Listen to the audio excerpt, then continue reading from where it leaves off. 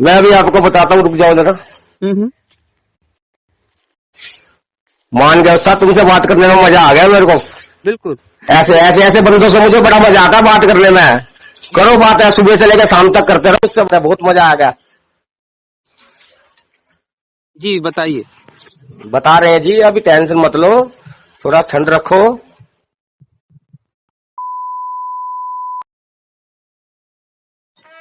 नमस्ते सभी को मित्रों, वैचारिक मंथन एक्स मसीही यूट्यूब चैनल पर मैं आपका साथी आशीष चौरसिया आप सभी का हार्दिक स्वागत एवं अभिनंदन करता हूं। मित्रों, आज जिन पास्टर जी के साथ मेरी बातचीत हुई है, इनके बारे में मुझे पहले से ज़्यादा कुछ पता नहीं था।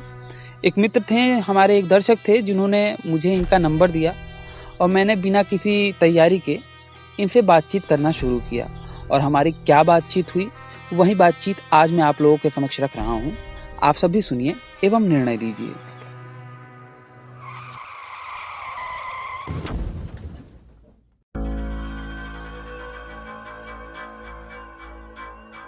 हेलो। हाँ, जय मसीह की। जय मसीह की भैया जी। ब्रदर, आप समय है आपके पास, खाली हैं, बात कर सकते हैं? हाँ करो बात, अभी प्रचार बना रहा था मैं थोड़ा, लेकिन करो अगर बात करनी है तो आपको। नहीं, तो अगर आप खाली होंगी, अगर आपको दिक्कत हो तो बाद में बात कर लेंगे, क्योंकि मुझे आपका नंबर मिला था, तो मैंने सोचा कि जीवन के विषय में थोड़ा सा, प्रभु के विषय में, सत्य मार्ग के विषय में बात करेंगे। तो अगर आप जब छोड़ी हुई तो थोड़ा बात करें, क्योंकि बड़ी दुविधाओं में हूँ मैं। कोई बात नहीं, आप बात करें भैया। मेरे लिए पहले मसीह विश्वासियों को रास्ते पर लाना मेरा काम है। जी जी जी जी जी। आप कोई बात नहीं, बात करें भाई।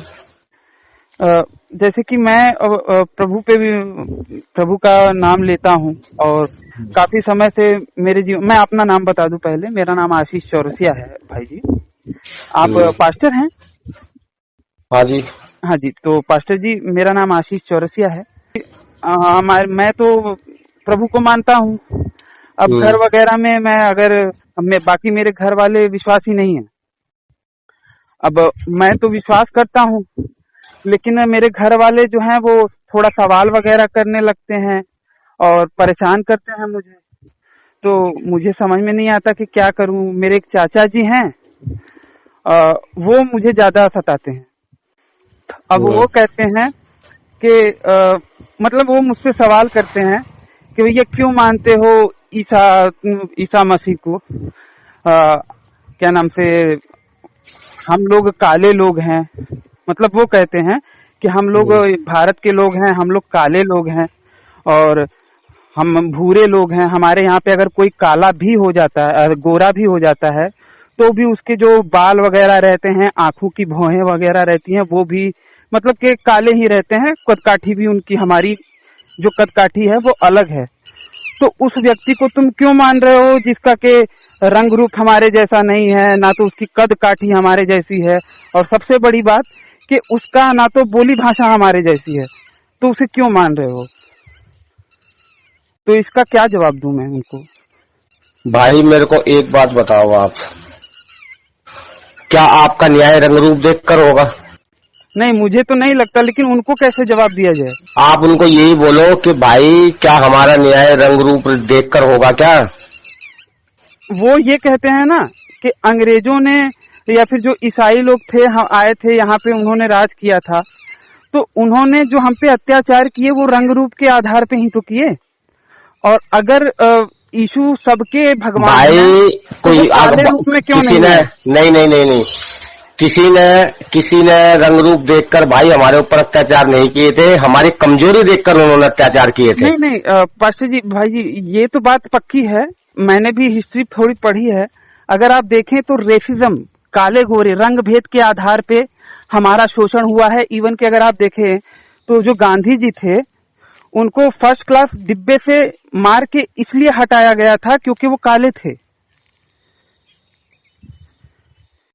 तो भाई एक बात बताओ, अगर वो काले थे, चलो मैंने मान लिया काले थे, आज ये अंग्रेज लोग, उसी काले इंसान ने अंग्रेज लोगों को कैसे भगा दिया? क्या हाँ, सीना ठोक के तो नहीं भगाया ना, बहुत हाथ जोड़ जोड़ के ही भगाया ना। हाथ जोड़ जोड़ के भगाया और उन्होंने प्रभु के मार्ग पे प्रभु की बाइबल पढ़कर ही उन्होंने एक बात बोली थी, अगर कोई तुम्हारे दाहिने गाल पर थप्पड़ मारे तो उसकी ओर दूसरा भी फेर दो। लेकिन अगर आप देखें तो अगर आप एक्चुअल में देखें तो गांधी जी प्रभु को नहीं मानते थे। मेरे प्यारे भाई, गांधी जी एक बहुत ही माइंडेड इंसान थे। बहुत ही, उन्होंने सारे ग्रंथ सारे की सारी जितनी धार्मिक किताबें हैं सब उन्होंने पढ़ी थी, सब कुछ जानते थे। वो कोई छोटे मोटे इंसान नहीं थे, उनके पास में पूरी पावर थी। लेकिन अगर पूरा हिंदुस्तान, मेरी बात सुनो, लोग ये कहते हैं कि गांधी, अरे भाई मेरी बात सुनो, जो बात बीत गई उसको मत दोहराओ, मेरी बात सुनो। ये काले गोरे का कहाँ आपके दिमाग में बात फैल गई है, मेरी बात सुनो। उसी काले इंसान ने, उसके पास में पूरी पावर थी ना, उसके पास में पूरा हिंदुस्तान उसके साथ में था ना? नहीं, पूरा हिंदुस्तान उसके साथ में नहीं था। आपने हिस्ट्री, मैं हिस्ट्री का छात्र हूँ, मैं इतिहास का स्टूडेंट हूँ, मैं जानता हूँ कि गांधी जी के साथ हर कोई नहीं था। अगर हर कोई रहा होता तो उन्हीं में से एक व्यक्ति उठ के क्यों गांधी जी को मारता? मेरे प्यारे भाई, गांधी जी के साथ में पूरा हिंदुस्तान था, लेकिन गांधी जी ऐसे लोगों के साथ में नहीं थे जो जंग करा करते थे। भाई जी, पढ़ाया यही जाता है, लेकिन गांधी जी ने ही आजादी नहीं दिलाई थी। भगत सिंह भी थे और सुभाष चंद्र बोस भी थे, कई लोग थे जिन्होंने सशक्त लड़ाई लड़ के भारत को आजाद कराया है। मैं मानता हूँ भाई, गांधी जी ने पूरी आजादी नहीं दिलाई है। गांधी जी की वजह से ही तो भारत के टुकड़े हो गए।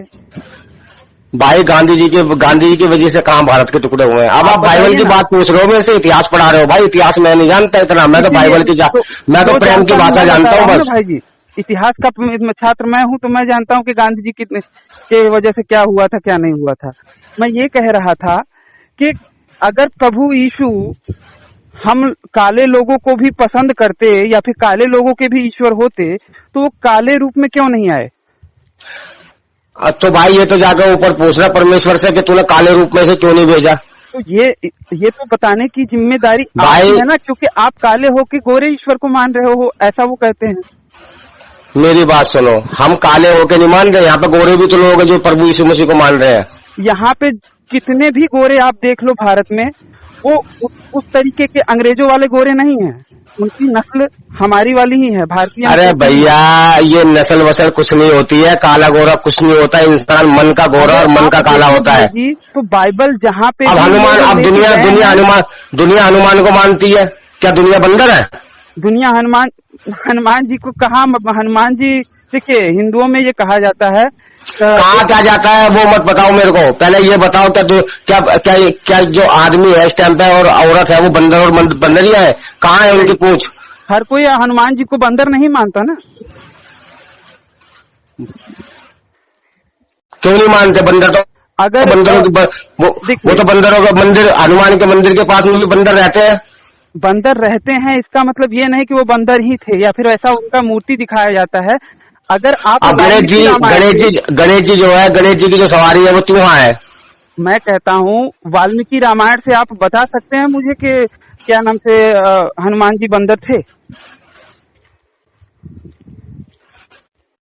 कोई भाई उसमें क्या, बाइबल में क्या लिखा हुआ है? क्या थे वो? कौन? वानर सेना नहीं थी वो? बाइबल में कहाँ लिखा है कुछ? अरे भाई मैं गीता की बात कर रहा हूँ, जो आप गीता की बात पूछ रहे हो। गीता में नहीं कहीं पे वर्णन है। मैं गीता मैंने पढ़ी नहीं है, लेकिन महाभारत तो देखी थी, रामायण तो देखी थी, वानर की सेना तो थी वो टीवी सीरियल में अगर आप देखेंगे तो टीवी में तो ये भी दिखाया गया है कि ये जो प्रभु यीशु थे। आप मुझसे पूछना क्या चाहते हो? आपका मेन टॉपिक क्या है? मेरे को ये बताओ आप मेरे को। जब आप मुझे इतना ज्ञान दे रहे हो तो ये ज्ञान आप अपने भाई को भी दे सकते हो। आप मुझे भी तो ज्ञान दे रहे हो ना इतना, यही ज्ञान आप अपने भाई को दो। यही चीजें वो मुझे बताते हैं। हाँ तो उनको जवाब ऐसे दो ना, जैसे आप मुझे जवाब दे रहे हो वैसे उनको जवाब दे दो। मैं तो तब जब मैं ही वही जवाब दे दूंगा तो फिर तब मुझे बाइबल को छोड़ना पड़ेगा। क्यों बाइबल को छोड़ना पड़ेगा? बाइबल को छोड़ रहे हो आप? जवाब दे, अब मेरे को अगर आपको जवाब देना हो, आप में से इतने सारे, आप मुझसे इतने सारे सवाल पूछ रहे हो, गीता के भी पूछ रहे हो, वानर के भी पूछ रहे हो, और आप मुझसे काले गोरे की भी पूछ रहे हो, इतिहास की बातें कर रहे हो, तो क्या मैं बाइबल को छोड़ दूं? अच्छा, जैसे कि एक बात है, वो कहते हैं लूत के ऊपर कि पैगंबर लूत ने अपनी बेटियों को, एंड द 2 daughters ऑफ लूत were the child by the father, कि लूत ने अपनी दोनों बेटियों के साथ संभोग करके उनको गर्भवती किया और बच्चे पैदा किए, तो ये कौन सा न्याय संगत बात होगी? तो भाई जैसा उसने किया वैसे भुगता भी तो सही लूत ने। लूत ने क्या भुगता? लूत की बीवी मर गई और लूत के वंश में कौन, लूत के बेटे कौन पैदा हुआ था? ये कार्य करने से पहले मरी थी। मेरी बात सुनो, जब लूत ने, सबसे पहले तो लूत ने गलती क्या करी थी, लूत ने, अब्राम ने लूत से बोला कि तू जा, तुझे कौन सी जगह चाहिए वो जगह तू ले ले, हमारे बीच में झगड़ा हो रहा है, तो जो जगह तुझे चाहिए वो जगह तू ले ले। उसने क्या करा, उसने तराई वाली जगह ले ली, ठीक है, उसने तराई वाली जगह का लालच करा, लेकिन फिर उसके बाद में वो जाकर सदोम और अमोरा में रहने लग गया। सदोम और अमोरा में रहने के बाद में उसको जो विनाश करने के लिए परमेश्वर के दूत वहां पर आए, तो अब्राहम ने क्या बोला कि भाई वहां पे तू उन लोगों को कुछ मत कहियो। उसने कहा ठीक है मैं कुछ नहीं कहूंगा, चल ठीक है मैं तेरी बात मानता हूं अब्राहम। उसने फिर जाकर उसको समझाया कि भाई तुम पीछे मुड़ के मत देखना और जाओ, मैं तुम्हारी जान बकस रहा हूं। उनको पता नहीं था कि ये हमारी जान बकस रहा है, हम पीछे मुड़ के ना देखे। अब उसने गलती करी, पीछे मुड़ के देख लिया, उसने पीछे मुड़ के देखा तो वो मर गई। फिर उसके बाद वो जाकर पहाड़ में जाकर बस गए, तो होगा ना भाई जी। लेकिन बीवी ने गलती करी तो बीवी ने भोगा, लेकिन जो पैगंबर लूत ने किया था, आपके भाई का आपसे कोई लेना देना है ही नहीं कि मेरा भाई ये कहता है काला गोरा ये वो, क्योंकि उसका तो ज्ञान आपके पास में है, आप उसका जवाब देना जानते हो। उसको मैं जवाब देता हूँ, लेकिन वो तमाम चीजें मुझे बताने लगता है ना, और वही चीजें मैं आपके उसे कैसे पता लग गई, उसे लूत के बारे में कैसे पता पड़ गई ये बताओ ना। इसका मतलब वो भी बाइबल पढ़ता है, घर में रखी रहती है तो वो भी पढ़ता है। तो पढ़ता उससे कहो ना कि तू पहली बात तो बाइबल पढ़ता क्यों है भाई, जब तू इसको नहीं मानता तो तू पढ़ता क्यों है इसको? वो कहता है कि जब तक पढ़ा नहीं। अब एक बार बताओ, घर में एक बार बताओ, घर में अगर आलू गोभी की सब्जी बनी है, एक कहता है मैं नहीं खाता, दूसरा कहता है कि मैं तो खाऊंगा इसको, तो क्या एक भाई ये कहेगा तू क्यों खा रहा है इसको? नहीं, लेकिन वो पहले तो चखेगा ना कि भैया कैसा है, खाने लायक है कि नहीं। जब खाने लायक नहीं रहेगा तब वो कहता है कि भैया खाने लायक नहीं है, तुम काय खा रहे हो। इस तरह तो उससे बोलो कि मत खा तू अपने एक तरफ रहे भाई। नहीं, वो कहता है कि भाई कोई अगर गलत कर रहा है और मैं उसको ना बोलूं तो ये तो आपको लगता है कि बाइबल पढ़ के आप गलत कर रहे हो? वो कहता है कि तू भाई बहन उसको छोड़ो, आप अपनी बताओ, आपको लगता है कि आप बाइबल पढ़ के गलत कर रहे हो? कभी कभी वो शंका खड़ी कर देता है। अरे भाई दुनिया शंका खड़ी करेगी, मैं आपसे क्या पूछ रहा हूँ, आप मेरे को ये बताओ, आपको लगता है क्या बाइबल आप पढ़ के गलती कर रहे हो? कभी कभी लगता है। तो कभी कभी लगता है तो फिर आप भी पढ़ना छोड़ दो। क्यों छोड़ दिया जाए? अगर उसका जवाब मुझे मिलेगा बाइबल के जानकारों से, अगर मुझे। अरे भाई आप तो इतने ज्ञानी आदमी हो, आप तो उल्टा मुझे समझा रहे हो, हर चीज का इतिहास लेकर मेरे सामने आ रहे हो। जितना मैं समझ रहा हूँ आप बताइए कि मैं गलत समझ रहा हूँ, इसलिए तो मैं कह रहा हूँ क्योंकि क्या गलत समझ रहे हो? जीवन का एक बहुत बड़ा समय उसे समझने में दिया है। भाई सिंपल सी बात है, मेरी बात सुनो, बाइबल के जो वचन है ना उन वचनों पे चलो बस। कोई क्या कहता है क्या नहीं कहता है, बाइबल के अंदर प्रभु यीशु मसीह ने कहा है मेरे प्यारे भाई कि धन्य हो तुम जो मनुष्य मेरे कारण तुम्हारी निंदा करे। ये बात सुन लो अब अपने भाई के विषय में। तुम 5वां अध्याय आपने पढ़ा भी होगा, 5वां अध्याय 11वें-12वें वचन में कहा है कि धन्य हो तुम धन्य हो अगर कोई मनुष्य मेरे कारण तुम्हारी निंदा कर रहा है, वो कह रहा है कि बाइबल गलत है, तो तुम धन्य हो। और अगर तुम सताए भी जा रहे हो, झूठ है ना कि एक छोटी बच्ची के सामने कहा जाता है कि धर्म ग्रंथ किसी भी बच्चे के सामने भी पढ़ा जाना चाहिए, बच्चे को पढ़ाना चाहिए। तो मैं आप अपनी बेटी के सामने ये पढ़ा सकते हैं कि देखो बाइबल में लूत अपनी बेटी के साथ गर्भवती कर रहा है बेटी को, कितनी अच्छी बात है। क्यों नहीं पढ़ा सकते हैं? क्यों नहीं पढ़ा सकते? बाइबल में पढ़ाया जाता है। अरे जब लेवल पे भाई ने तामार के साथ बलात्कार किया। अरे भाई जब उस लेवल पे, मेरी बात सुनो, गमोरा वाले वो लूत के साथ सेक्स करने के लिए आ रहे थे और लूत। आप समझ गया आप कौन बोल रहे हो, आप समझ गया आप कौन बोल रहे हो। आप मसीह के विरोधी बोल रहे हो अब। मसीह के विरोधी क्योंकि मसीह का विश्वासी ये बात बोल ही नहीं सकता। मसीह का विश्वासी ये बात बोल ही नहीं सकता। क्यों? अंधा विश्वासी होगा तो नहीं बोलेगा ना। मैं कह रहा हूँ नहीं, आप विश्वासी हो ही नहीं, आप विश्वासी हो ही नहीं मेरे प्यारे भाई। आप बताइए कि लूत जब जरूरी नहीं थे तो उनका जिक्र क्यों है बाइबल में? एक बात बताओ मेरे को, जिस टाइम पे जब लूत का संसार में कोई था ही नहीं, वहां पे कोई था ही नहीं, सारे के सारे मर गए थे। अब लूत की क्या गलती है? लूत को उसके अंदर नशे में करा और उसकी बेटियों ने उसके साथ में आकर रेप करा, उनको भी तो बच्चा चाहिए था ना। उसके साथ रेप किया? आप बाइबल में बता सकते हो मुझे कि रेप किया है? भाई उसने अपने आप के साथ में क्या करा? दारू पिलाई ना उसको, दारू पिलाई ना उसको, हाँ नशे में कराना उसको, हाँ नशे में। तो अब अगर हम किसी को नशा देकर किसी लड़की के साथ में रेप करते हैं, अगर किसी के साथ में हम संभोग करते हैं, वो किस चीज में आता है ये बताओ मेरे को। अच्छा, इसी पे मैं बोल रहा हूँ कि एक सामान्य व्यक्ति जो कभी शराब नहीं पिया है और जो डेली शराब पीता है, तो एक गिलास शराब पीने पे डेली शराब पीने वाले को ज्यादा नशा होगा कि जो कभी नहीं पीता उसको ज्यादा नशा होगा? भाई इसका तो मुझे पता नहीं, क्योंकि मैं तो शराब पीता नहीं भैया। मैं जैसे कभी जिंदगी में शराब नहीं पिया, हमारे भारत में ज्यादा कोई शराब वैसा नहीं पीता, और विदेशों में अगर आप देखें तो वहाँ पे जलवायु वहाँ की ठंडी है, वहाँ के लोग अपने दैनिक जीवन में शराब पीते हैं, तो वहाँ के लोगों को एक गिलास शराब पीने में उतना नशा नहीं होगा जितना कि हमें एक गिलास शराब पीने में नशा होगा। और आप कह रहे हो कि वो शराब पीने के बाद बेहोश हो गए, लूत, राइट? आप यही कह रहे हो ना? बाइबल बता रही है, मैं थोड़ी बता रहा हूँ। हाँ, तो बाइबल क्या बता रही है? बाइबल क्या बता रही है कि लूत अपने होश में नहीं थे? अगर वो होश में होता तो। हेलो जी, मैं कहता हूं कि कोई तब तक अगर वो होश में नहीं होगा ना, तो उसके सामान में चेतना आएगी ही नहीं, सेक्स करने के लायक वो हो ही नहीं सकता।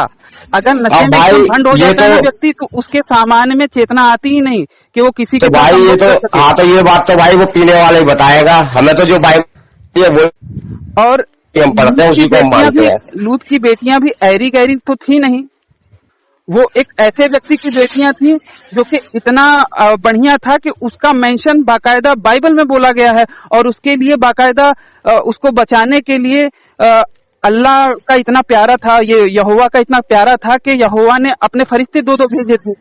तो आप जो कह रहे हो कि वो जरूरी नहीं है, महत्वपूर्ण नहीं है, दो फरिश्ते भेजे थे उसके लिए, तो कुछ तो अल्लाह के लिए महत्वपूर्ण हो, ये यहोवा के लिए महत्वपूर्ण होगा। वो उसके लिए कहाँ भेजे थे भाई? कौन कह रहा है आपसे उसके लिए भेजे थे? कहाँ लिखा है बाइबल में? वो दो बाइबल में कहाँ लिखा है? वो दो बाइबल में ना? अरे भाई बाइबल में सदोम और गमोरा को नाश करने से पहले दो फरिश्ते किस लिए आए थे? तो वो बाइबल में कहाँ लिखा है कि लूत के लिए आए थे? किसके लिए आए थे? अगर लूत के लिए नहीं आए थे तो लूत को क्यों उन्होंने बचाया? कहा कि तुम यहाँ से चले जाओ, हम यहाँ पे तबाह करने वाले हैं, तुमको हम बचाएंगे, तुम यहाँ से चले जाओ। मैं अभी आपको बताता हूँ, रुक जाओ जरा। मान गया था, तुमसे बात करने में मजा आ गया मेरे को। बिल्कुल, ऐसे बंदों से मुझे बड़ा मजा आता है बात करने में।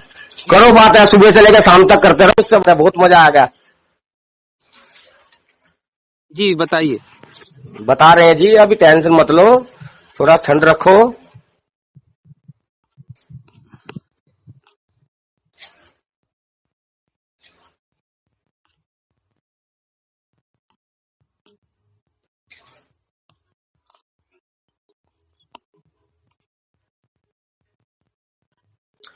अठारहवां अध्याय पढ़ो उसका। कौन सी किताब का?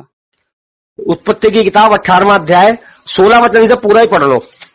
आप एक स्पेसिफिक वचन बताइए ना, पूरा पढ़ते जाऊंगा तो समय हमारा नहीं, आपको पूरा पढ़ना पड़ेगा क्योंकि आप पूरे ज्ञानी हो, ज्ञानी बनना है ना आपको। तो बताइए। नहीं, आप पढ़ो, ज्ञानी हो, आप पढ़ के अपने आप देखो। आप बताइए, मैं तो शंका कर रहा हूँ, तो आप मुझे बताएंगे ना। शंका कर रहे हो तो बाइबल पढ़ो भाई। टाइम आपने मेरे से कहा था थोड़ा टाइम है, तो मुझे थोड़ा टाइम दोगे, तो मैंने थोड़ा टाइम आपको दे दिया, मैंने आपको बता दी। आप उसका 18वां अध्याय 26वें वचन से पढ़ो, फिर आपको पता पड़ेगा। बाजों के बीज कड़ी धूप में के समय तंबू के द्वार पर बैठा हुआ था, तब यहोवा ने उसे दर्शन दिया। भाई 16 से पढ़ो, 16 से। हाँ। फिर वे पुरुष वहां से चलकर सदोम की ओर ताकने लगे, और इब्राहिम उन्हें विदा करने के लिए उनके संग संग चला। तब यहोवा ने कहा, यह जो मैं कहता हूँ सो क्या इब्राहिम से छिपा रखूं? यहोवा पूछ रहे हैं, यही है ना पाशा जी? कुछ हाँ ना बोलिए। हेलो भाई, 16 से पढ़ते रहो।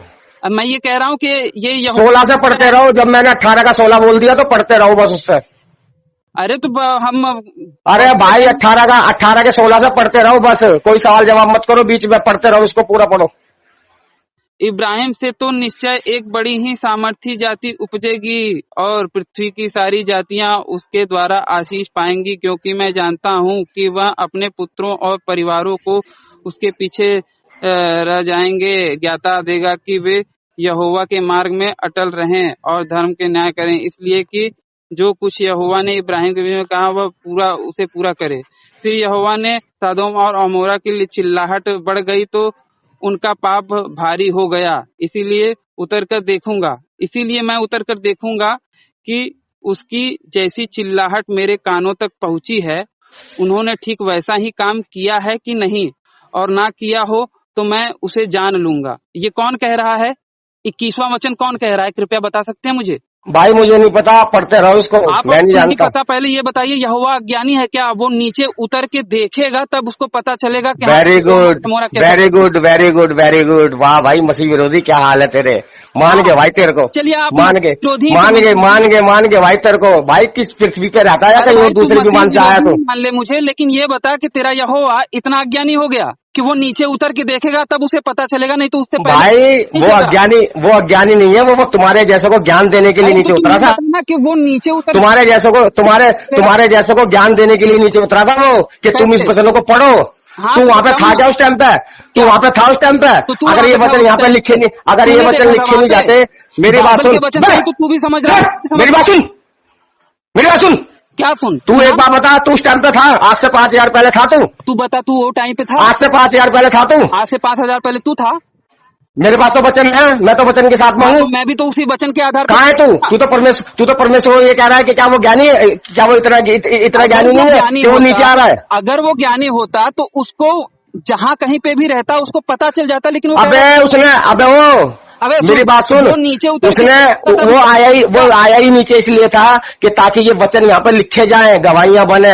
अरे उसको सब कुछ पता है, तेरे मन में क्या चल रहा है इस टाइम पे वो ये भी जानता है। अरे तो अगर यहोवा को पहले से पता था तो वो कह रहा है कि जब भाई तू एक बात बता, मैं तेरे से क्या बोल रहा हूँ? मैं तेरे से क्या बोल रहा हूँ ये बता। मेरी बात सुन रहा तू? सुन रहा मेरी बात? ये वचन इसलिए लिखे गए हैं यहाँ पर, अगर वो नीचे नहीं आता, अपने दूतों को वो नीचे नहीं भेजता, तो भाई ये वचन कैसे लिखे जाते, गवाहियां कैसे बनती? भाई मेरे सुन, 5000 साल पहले हम तो थे नहीं ना वहाँ पर, तू भी तो नहीं, हम तो नहीं थे ना। लेकिन ये वचन जो बता रहा है उसी के आधार पे हम लोग समझेंगे ना। भाई पहले सुन ले, मेरी बात सुन ले, तू आराम से सुन पहले, फिर बाद में तू बोलियो, ठीक है? मेरी बात सुन, तेरा सवाल ये है कि यहोवा इतना ज्ञानी नहीं था कि उसको पता नहीं थी कि वो नीचे आ रहा है, ठीक है? भाई मेरे 21वां वचन पढ़। अरे भाई मेरी बात सुन ले पहले, फिर बाद में बोल लियो। तू पहले बात तो सुन ले मेरी। हाँ, तेरी इतनी देर तक बात सुन ली, अब तो मेरी बात सुन ले तू, ज्ञानी या तो है। हाँ, जब परमेश्वर को तो सब कुछ पता था कि नीचे क्या चल रहा है, ऊपर क्या चल रहा है, पाताल में क्या चल रहा है, वो तो हर चीज का भेद जानता है। लेकिन जो आने वाली जो पीढ़ी है, हम लोग जो है, हम तो वहां पे उस टाइम पे थे नहीं। अब अगर वो नीचे अपने दूतों को नहीं भेजता, अगर वो ऐसा कार्य नहीं करता, गलत आदमियों को वो नहीं मारता, सदोम और अमोरा का पाप इतना बढ़ गया था, इतना ज्यादा पाप पड़ गया था वहां पर, बहुत ज्यादा। अगर वो नीचे आकर उनको नहीं मारता तो ये वचन यहाँ पे बाइबल में कैसे आते? क्योंकि हम तो वहां पे थे नहीं। अब हमारे पास में ये वचन जब भी तो आए हैं कि तुम वहां पे नहीं थे, तो अब इनको जो पाप करता है उसको दंड मिलता है मेरे भाई। अगर हम वहां पे होते मौजूद, तो मेरे प्यारे भाई ये वचन लिखे क्यों जाते? तो कहना ये जो वचन है ना भाई, तो इसको हाँ भाई कहना चाहिए था। हाँ भाई, अगर सर्वज्ञाता है, वो सब कुछ जानते हैं, तो उन्हें ऐसा नहीं कहना चाहिए था जैसा 21 में बोला गया है। इसीलिए तो भाई एक काम करना ना, एक काम करना पढ़ रहा हूँ मैं, वचन पढ़ने दीजिए मुझे। एक काम करना, मेरी बात सुनो, परमेश्वर को ऐसा नहीं कहना चाहिए था ना। जैसी चिल्लाहट मेरे कानों तक पहुँच रही है, उन्होंने ठीक वैसा ही काम किया है क्या? हेलो, बात क्यों भाई देख, तूने ये बात बोली मेरे से कि परमेश्वर ने ये बातें क्यों लिखी है? तो भाई जब तू मरेगा और मैं मरूंगा, तो भाई ऊपर जाकर ये बात पूछोगे परमेश्वर से कि तूने ये बात क्यों बोली? पहले यहाँ पे ये जिंदगी तो जी ले, ऊपर वाला पता नहीं ऊपर है कि क्या है। हाँ, ये बात अब ये बात बोली ना तूने, वाक्य में बेटा मसीह वाक्य में मसीह विरोधी है तू। तेरा ऊपर वाला कह रहा है कि वो नीचे उतर के देखेगा तब वो जानेगा कि क्या हो रहा है क्या नहीं हो रहा है, तो इससे तो तेरा ऊपर वाला ज्ञान नहीं समझ में आ रहा है। उत्पत्ति का उसमें वो सीधा सीधा कह रहा है जो तूने पढ़वाया अभी 21वां वचन में बोल रहा है कि वो नीचे उतरेगा तब वो जानेगा कि कैसा हो रहा है, तो इससे तो सीधा तो समझ में आ रहा है कि उसको ज्ञान ही नहीं है कि नीचे उतर के ही उसको पता चलेगा कि क्या हो रहा है सदोम और गमोरा में। हेलो, तूने भाई वचन पढ़वाया ना मुझसे। हेलो, क्या हुआ भाई? आप बाइबल का प्रचार कर रहे हो, लोगों को क्रिश्चियनिटी की तरफ ला रहे हो, तो इतना भी वचन अपने ही बताए हुए वचन पे आप जवाब नहीं दे पाते।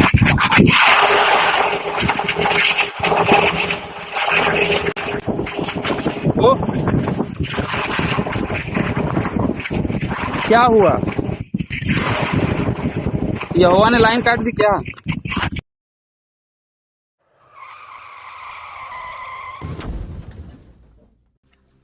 तो बस मित्रों, आज का हमारा ये वीडियो यहीं पे समाप्त होता है।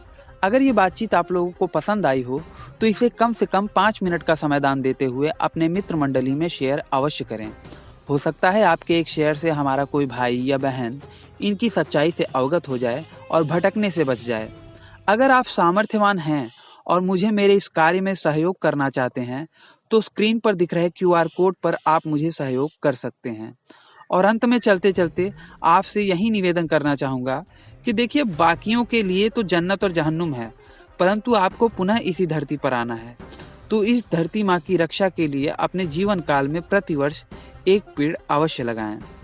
इस वीडियो को अंत तक देखने के लिए आप सबका बहुत बहुत धन्यवाद। नमस्ते जी, जय श्री राम, हर हर महादेव, जय माँ भारती। आपने पढ़ा है? बिल्कुल पढ़ा है। अच्छा बोलो क्या हुआ?